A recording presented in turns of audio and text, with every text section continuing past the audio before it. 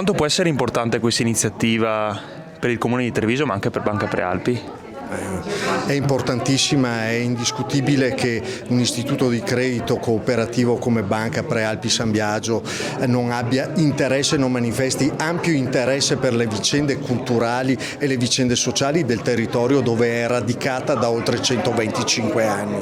Quindi la vicenda ci appartiene e il sostegno viene spontaneo in un interesse di crescita comune.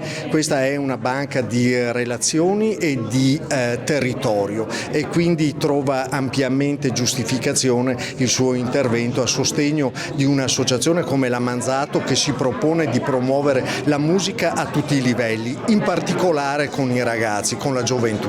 Assessore, quanto può essere importante questo connubio tra Comune di Treviso e associazione? Tantissimo, e credo sia un modello virtuoso che potrà essere imitato anche per altre iniziative, perché i tempi sono difficili, ma quando si lavora in sinergia con una forte passione, quindi in questo caso il Comune, le associazioni, il Teatro Stabile del Veneto, perché ricordiamo che gli studenti, gli allievi del Manzato adesso entrano sempre di più anche nel nostro meraviglioso teatro, e i partner privati, come in questo caso Banca Prealpi, si creano situazioni veramente virtuose dove la crisi non sembra non esistere. No? Quindi questo è un modello bellissimo che deve dare la forza anche a tutte le associazioni di collaborare e di venire a noi con i progetti, perché l'unione fa la forza e si possono fare cose veramente importanti come questa anche in un contesto storico comunque particolarmente difficile. Quindi è un bel messaggio di speranza per i giovani e che le cose belle si possono e si devono fare. Questo connubio è estremamente importante perché ormai i lavori si fanno in squadra.